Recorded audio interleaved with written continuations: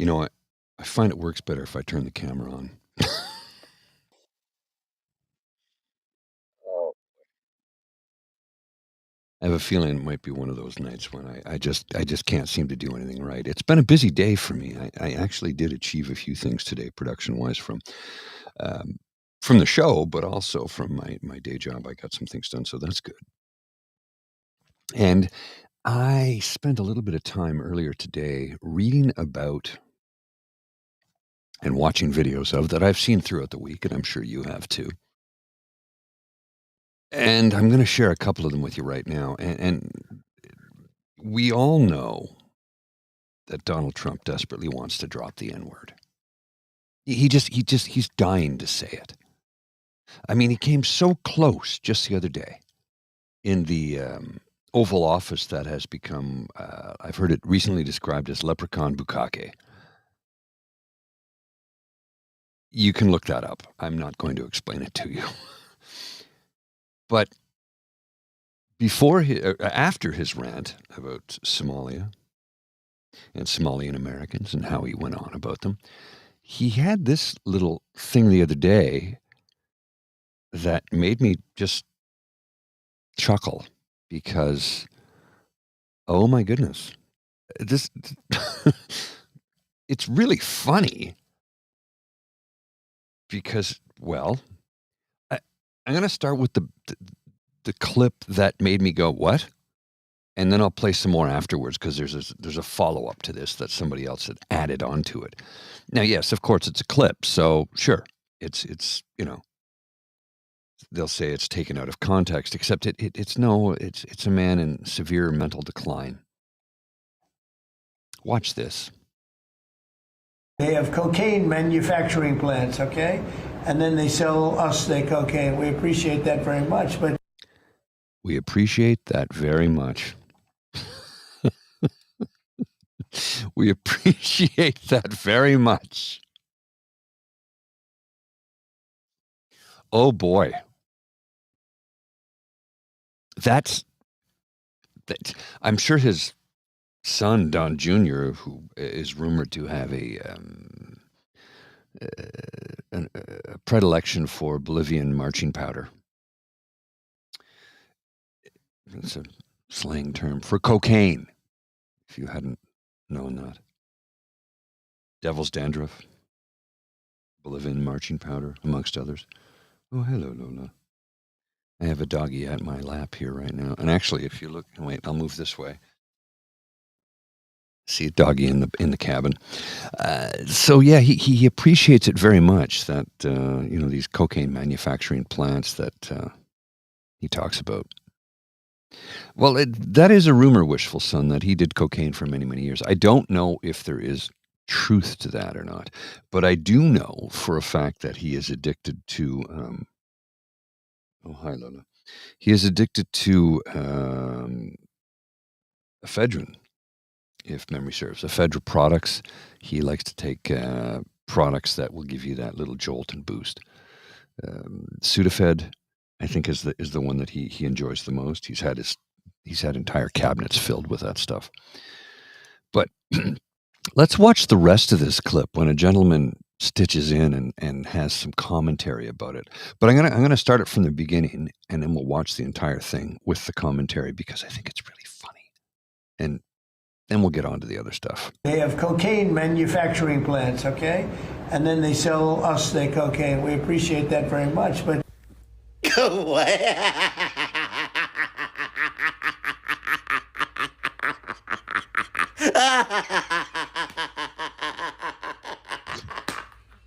What? and then they sell us their cocaine. We appreciate that very much, but I just had to make sure that I heard that right. Y'all all heard that. This is not AI. This is from the cabinet meeting. No wonder why your roaring 20s party was such a blast. Now we know what you appreciate that is sold to us as a country. This is how this man looked about 85% of this cabinet meeting. And I think that answer right there makes it all make sense now. Now I know why. Now I know why. And y'all all heard it. We cannot deny the words that just came out that man's mouth. It's all on camera. In front of the entire cabinet. It's on camera, girl. And he's not wrong. It did happen. It did take place. He really did say those words. Just really? Uh, I Of course, who was it? Was it Christy Nome? I can't remember who said to him, "We bypassed the hurricane season this year. You kept the hurricanes away and at bay. We thank you for that, President Trump." Please tell me she was joking when she said that. I mean, please tell me that was said in jest, because if she really meant that, she needs more mental health therapy than I do, because he cannot stop hurricanes from happening. No human being can do that. We we we don't control the weather, despite what the chemtrail conspiracy theorists. Wow, had a hard time with that word today. Like to tell you, we don't control the weather. We're not smart enough. We're not, and there's clearly, as evidenced by the president of the United States, so many dumb people in this country. Now, I'm going to show you the next clip that is really. This is the one where when I watched this the other day, I thought he's dying to drop the N bomb. He just wants to say it so badly. He wants to say it so he can normalize it for his racist, hateful base. He already dropped the R word in describing Governor Tim Walz, and many of his minions and followers and cult members said, "He's given us the word back," which makes me think, you fit the description of that word because you didn't grow up. If you use that to describe someone whose mental faculties are lesser than yours, that's what you are, not them. You are the very word you want to use to describe people. We know what the word is. I'm not going to say it. I refuse to. I'm not doing it. All right. Let's look at this clip and then discuss it on the other side, because this is holy Hannah. Now I'm understanding, and you're going to look at that, Scott. I hear they ripped off Somalians, ripped off that state for billions of dollars, billions, every year, billions of dollars, and they contribute nothing. The welfare is like 88%. They contribute nothing. I don't want them in our country, I'll be honest with you, okay? Somebody would say, oh, that's not politically correct. I don't care. I don't want them in our country. Their country's no good for a reason. Their country stinks, and we don't want them in our country. I could say that about other countries, too. I can say it about other countries, too. We don't want them to hell. We have to rebuild our country. You know, our country's at a tipping point. We could go bad. We're at a tipping point. I don't know if people mind me saying that, but I'm saying it. We could go one way or the other, and we're going to go the wrong way if we keep taking in garbage into our country. Ilhan Omar is garbage. She's garbage. Her friends are garbage. These aren't people that work. These aren't people that say, let's go, come on, let's make this place great. These are people that do nothing but complain. They complain. And from where they came from, they got nothing. What a hateful, vile, racist, 34-time convicted felon. Disgusting, hate-filled, ignorant, misogynist, Nazi pile of human fecal matter. He's a Nazi. That's it. Period. It's only a matter of time before he starts opening up more work camps after Alligator Alley was shut down. He'll do it in secret this time now. And you watch how quickly he starts shipping people there. Tell me I'm wrong. Go ahead. Tell me I'm wrong. Tell me it won't happen. The man was so desperate to drop the N-bomb there. You know he wanted to use it. The way he describes American citizens,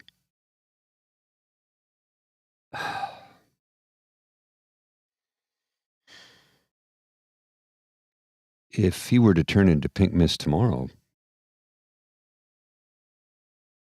whatever. Whatever. Whatever. You can look it up. I'm not going to get into the description for you. This is just a vile, hate-filled, racist, sexist, convicted rapist, 34-time convicted felon who should be in prison. The man is disgusting. And I read earlier today something that I haven't had a chance to research, but apparently he was also running a similar sex trafficking ring that Jeffrey Epstein was. Apparently. Or Epstein, I guess. That's the pronunciation in the U.S. Epstein. Yeah. Harvey Weinstein. Anyway. It's only a matter of time before somebody says, all right, enough. And somebody is going to take things into their own hands and do something about this. It's going to happen eventually.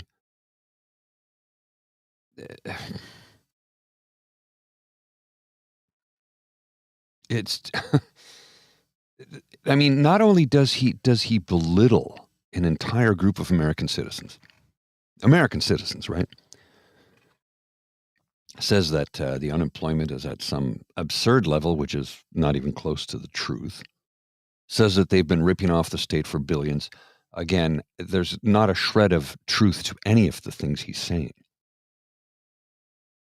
Nothing.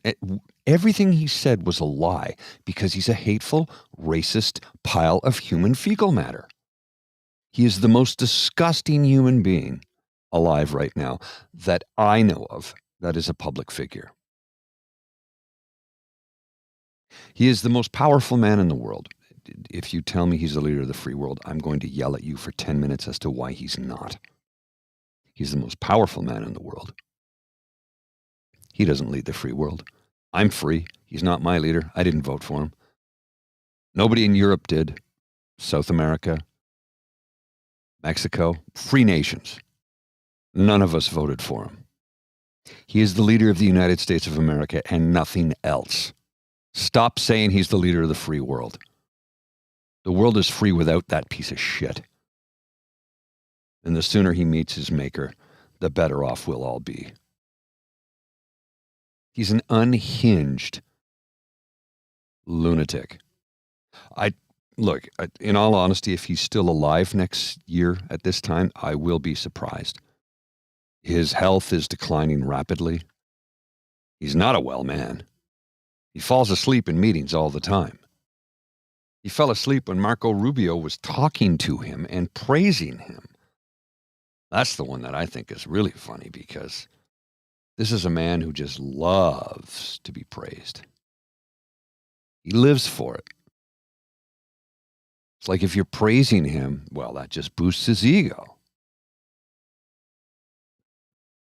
How is it possible that somebody that is so vile, so hateful, so racist, such a chauvinist, misogynist, how is it possible that he's the president of the United States of America? It makes no sense. He is a criminal, a convicted criminal. We're in the upside down times. You're right, 77 million people voted for him, apparently.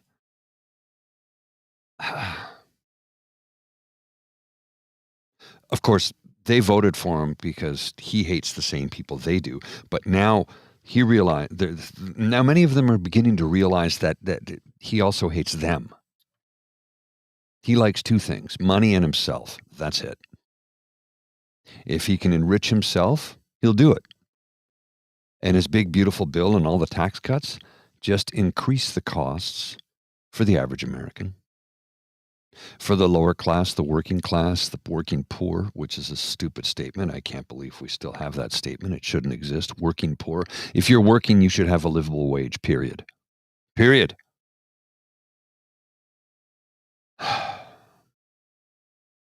But for those folks, they've come to the realization that he doesn't give a shit about them. He never did. He goes on about the tariffs and all the money it's bringing into the country. No, it's just costing the average person more money. He has brainwashed people into believing his bullshit. And that's what it is. Bullshit. And it's a gigantic mountain of bullshit.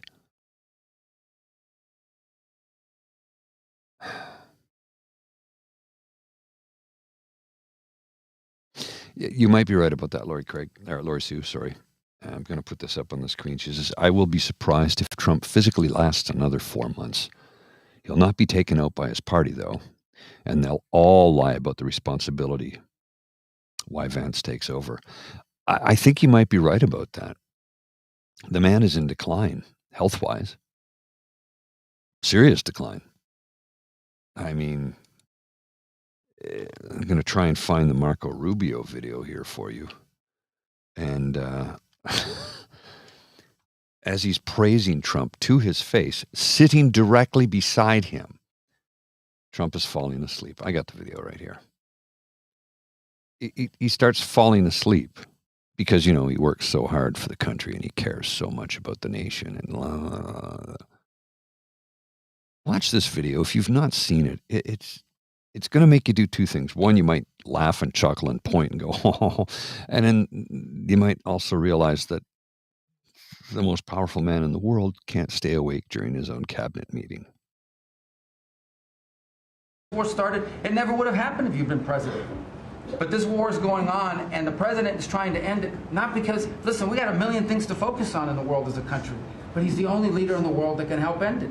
And that's why even as we speak to you now, Steve Woodcock is in Moscow trying to find a way to end this war, to save lives of 8,000, 9,000 people, Mr. President, as you know, are dying every week. More people were started, it never would have happened. Okay, that's kind of cute. Steve Woodcock is over there trying to save lives. The context of what he's talking about is trying to bring an end to the war in Ukraine with Russia.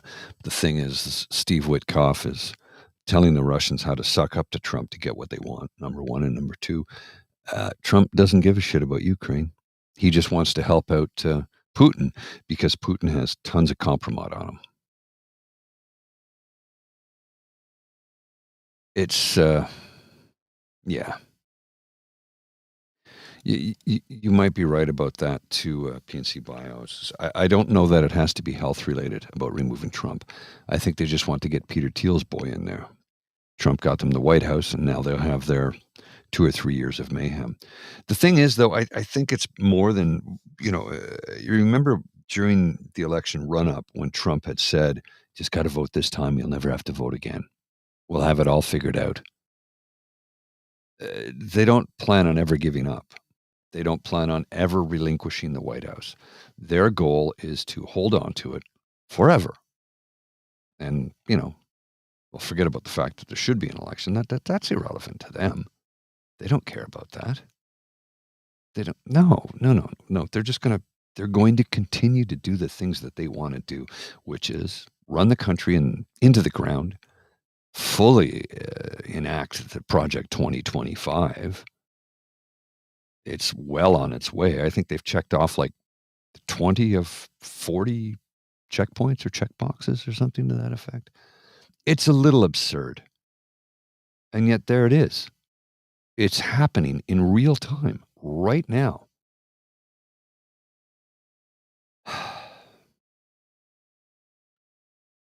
I just don't know. When we started this a few years back, it was during the pandemic. And I remember when the pandemic started and the whole world came to a screeching halt. I started a music podcast to keep myself busy and to try and add things to people's lives because we were all sitting at home with not a lot to do. those of us who couldn't work from home. And my job didn't permit me to work from home. I had to be at my job to, physically install things. And then my job changed and I was able to work remotely eventually, but that was after the fact. It didn't happen till late 2021 when I was able to work from home. But there were millions of us that sat at home and had nothing to do. So some of us started podcasting. Many of us started podcasting. Many of us did what we could do. I think a lot of us baked some sourdough bread. I wasn't one of those people. I'm not doing that. I go to the store and buy it. I'm not baking.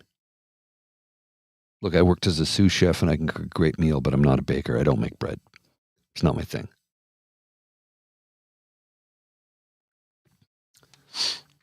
So we have the most powerful man in the world who has targeted a group of Americans that he has painted with a vile brush, stating a multitude of lies about them, stirring up and fomenting hatred. It's called stochastic terrorism. He's going to get people killed, and he doesn't care because he wants them out of the country. We're at a very strange time period. I never thought we'd be here, and yet here we are again. But this time, he's going to make up for it. He's going to make up for it in the sense that the things that the people and the things that he felt were wrong and betrayed him, he's going to take revenge on all of them, and he's been doing it. He will do everything within his power to harm people and groups of people and entire swaths of the American public because he can do it. He can get away with it. And nobody's doing anything to stop him, including journalists. Look, I get they ask him a question he doesn't like and he bans them. I understand it. I get it. You're reluctant to ask the question because you don't want to get banned. But here's the thing. Do your damn job. Just do your job. Damn the torpedoes. Yeah, he's going to ban you from it. Damn the torpedoes. Launch a Supreme Court charter or a constitutional challenge. You don't have a charter, you have a constitution. Launch a constitutional challenge with the Supreme Court. Why does the president have the right to deny journalists access to that president? He's a public servant. He shouldn't be able to do that. He's not a king. He is a public servant. Nothing more. What was that line from the film? A number of years ago, it was a Joe Pesci film. Brendan Fraser was one of the stars of it. And he talked about, there's a scene where he's at Harvard. He was attending a class, auditing a class in Harvard University. And the professor asked him to leave, and I can't remember the gist of it, but he says, you know what the great aspect of the U.S. political system is? That the president is a bum. He's a hired bum. He's a public servant. He's not a king. He is meant to serve the public, not himself. So their laws are in place that can remove this man for overreach. But he stacked the Supreme Court with people that will see things his way. So nothing's going to happen there. He won't be charged. He won't do jail time. His only way out of this world is either failing and falling into severe dementia or pink mist. Pick one. One of them's going to happen. Which one, I don't know. Either way, it's time for him to go. And if you think J.D. Vance is going to be better, he's a bigger puppet. He doesn't have the ego of Trump. He's not as vindictive as Trump. And he's much smarter, which is a little scary. But he'll be a puppet of Peter Thiel. Look, the downfall of the American empire started under Ronald Reagan. It really did. It began under Ronald Reagan. He removed the fairness doctrine. He got rid of marginal tax rates, started the trickle-down economy effect, which it's just been wealthy people pissing on us because none of that money has ever trickled down. It's trickled up, never down. And the sooner people realize that Reagan was not the great president that many people thought he was, when they come to the realization that he did more to damage the American thought process, the American empire, the American way of life, the American dream, to shatter the American dream into a billion pieces. When people come to the realization that that's what Ronald Reagan did, and it's just continued to get worse since then. Joe Biden tried to reverse some things. So did Barack Obama. Good men, smart men, not great men. They weren't LBJ and they weren't FDR. And I recognize the fact that they had a do-nothing Congress in front of them, so they were limited to what they could do. But man, we are, what's the line from JFK? We're through the looking glass here, people. We need to take a serious look at what is happening to that country and recognize that it's a failed nation state. The republic is dead. It's gone. It's buried. Trump just put the final nail in the coffin. The spike through the heart was by Reagan. And each Republican president since then has done more to erode and delude the quality of life of millions of Americans. And until people come to the realization that this is what it is, this is what actually did take place, until people start to truly realize how much of a detriment he is to millions of people, nothing will change. And he'll just continue to carry on and do his thing and get away with it on a daily basis because nobody has the cojones to step up and stop him.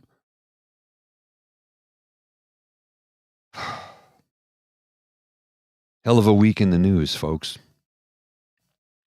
I'm going to head out. It's about 6:30 on a Friday evening. I'm going to have some dinner. Maybe take Lola out a little bit later again. We just got back a few minutes ago, and wow, is it cold out there tonight in the city of Ottawa. But I'll be back Monday, 4 p.m., with your Monday to Thursday Grizzly Growl with a new human interest story. I hope you can hope you can tune in on Monday at 4 p.m. If not, watch us on the replay. Until such time, I hope each and every one of you have a wonderful weekend. Thank you for coming out. I do appreciate you. I know we tell you this all the time, but we really do appreciate you. If you want to donate to us, you can send some money to our coffee page, which is right there above the lamp with the mountains in the background. You can go to ko-fi.com/eagerbeaver. You can donate there as well. But if you really want to bypass all of the tech bros and you want us to get the money and you don't want somebody else to get a part of it, you can just email us cash in Canada, if you are in Canada, watching via truenortheagerbeaver@gmail.com. You can send the cash, whatever you want. And if you can't, don't worry about it. We appreciate your views. We appreciate your commentary. And we do appreciate you tuning in every day. So I'm going to head on out. I'm going to have some dinner. And I hope you're in the position to have a good dinner too. I'll see you soon. You take care.